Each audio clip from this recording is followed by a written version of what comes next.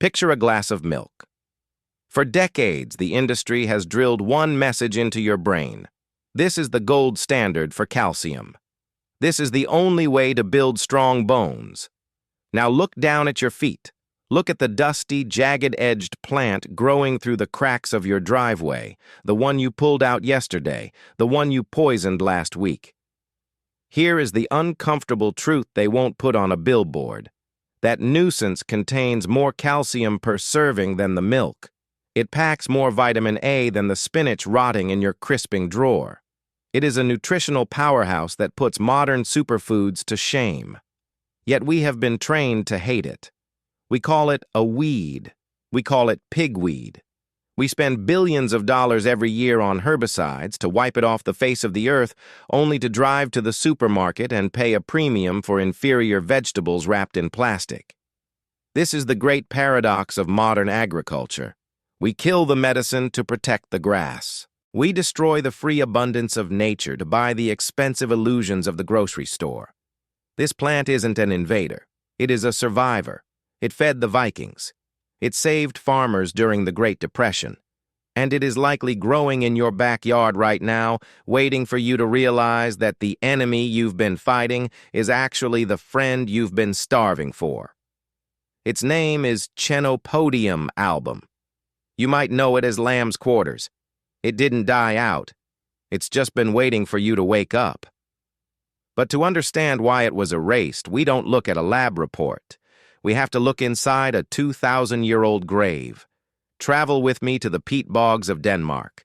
Here, preserved by the black water and acidic soil, archaeologists found the bog bodies mummies from the Iron Age frozen in time.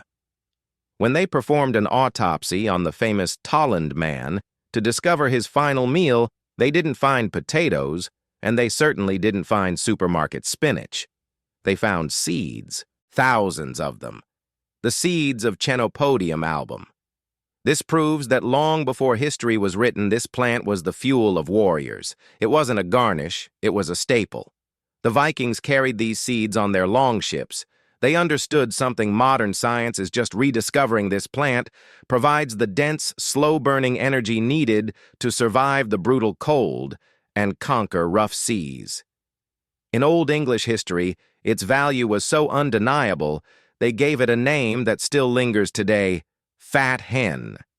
Think about that name for a second. Fat Hen.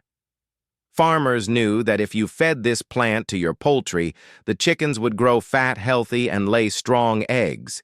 It was an agricultural secret. But somewhere along the line, a cruel irony occurred. We started feeding the superfood to our animals, while we, the humans, began eating the processed nutrient dead fillers. But this plant's heroism isn't just ancient history. It has a legacy right here in America. Ask anyone who lived through the Dust Bowl or the Great Depression. When the dust storms turned the sky black and the corn turned into dry husks, this plant remained green. It was the only splash of color in a gray world. Mothers boiled it into soups to keep their children's bellies full when there was no bread. It became the green savior for thousands of starving families. It offered free vitamins to a population that couldn't afford a doctor. It was the food of resilience. So if this plant fed the Vikings, fattened our livestock, and saved our grandparents from starvation, why did we stop eating it? Why did we trade a warrior's fuel for a watery salad leaf? The answer isn't about nutrition. It's about control. And lamb's quarters is a nightmare for the system because it refuses to be controlled. Think about it. If it's a superfood, why isn't it in the produce aisle next to the kale? The answer is simple and it is tragic. It cannot be owned and it refuses to be tamed. The modern food system doesn't prioritize nutrition. It prioritizes logistics. It worships shelf-life uniformity and transportability.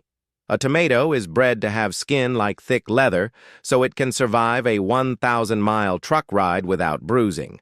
Spinach is bred to stay green in a plastic bag for 2 weeks. But lamb's quarters. It is wild. It is honest.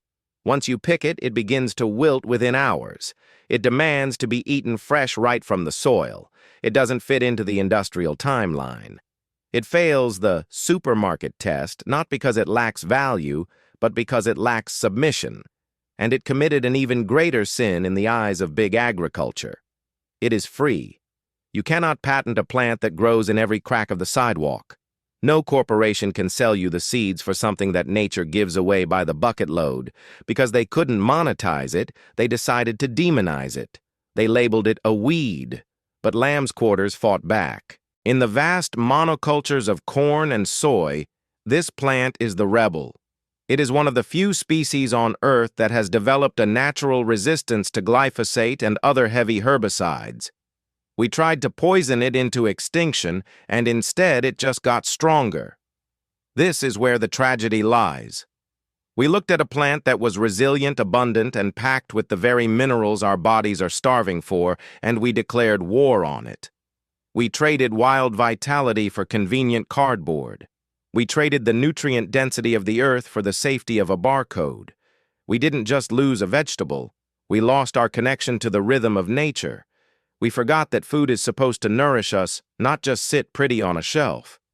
But while the industry turned its back, science has quietly started to look again. And what they are finding in the lab is proving that our primitive ancestors were right all along. When you strip away the weed label and look at the biochemistry, the results are undeniable. Taxonomically speaking, lamb's quarters isn't random grass. It belongs to the Amaranthaceae family. That makes it the wild, unbridled cousin of quinoa and beets. In terms of genetics, it is essentially wild quinoa, but without the high price tag. Let's look at the numbers. And remember, these aren't folk tales. This is data you can find in USDA databases. First, the calcium. We've been told milk is the king of bones. But 1 cup of cooked lamb's quarters contains nearly double the calcium found in a cup of raw spinach, and it rivals a glass of whole milk. But unlike milk, it comes packaged with magnesium and vitamin K, the exact cofactors your body needs to actually absorb that calcium. It is a complete skeletal support system. Then there is the vitamin A. This plant is a vision-protecting powerhouse.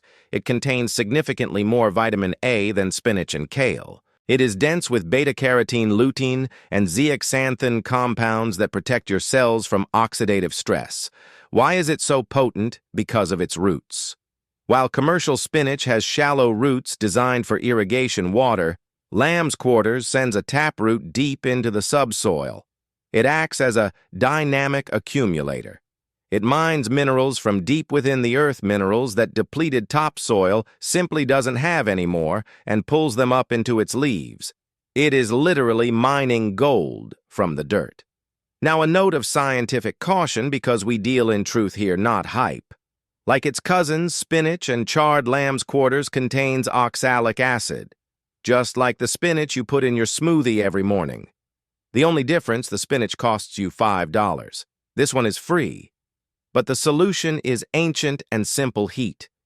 Just as our ancestors did, a quick steam or sauté breaks down the acid and unlocks the nutrients. They didn't need a degree in chemistry to know this. They learned it through centuries of survival. So the verdict is clear. We have been poisoning a plant that is superior to almost everything we buy. We have been starving in the midst of plenty. It is time to stop looking down on this plant and start looking up to it. Ralph Waldo Emerson once wrote, "What is a weed? A plant whose virtues have not yet been discovered. But in the case of lamb's quarters, the virtues were discovered. They fueled empires and saved generations. We simply chose to forget them in exchange for the convenience of a barcode. Every time you spray poison on this plant, you are killing a piece of history. You are killing the very nutrients your body is begging for. But every time you choose to harvest it, you are performing a small act of rebellion. You are stepping out of the industrial loop. You are eating food that has no packaging, no price tag, and no corporate owner. You are reclaiming your food sovereignty. So here is my challenge to you. Stop fighting the fat hen. Go into your garden. Find that dusty, jagged-edged plant you've been cursing at. Identify it carefully. Wash it. Saute it with some garlic and olive oil. And when you take that first bite, taste the flavor. It is earthy, it is rich, and it is older than the supermarket. It is the taste of resilience. Nature hasn't abandoned us. She is still offering her best gifts right under our feet, waiting for us to notice. This is ancestral soil. The knowledge was never lost, only ignored. If you are ready to reclaim your food independence, join us in the garden. The gate is open. In the next video, we're digging up a root that was once worth more than gold. You don't want to miss it.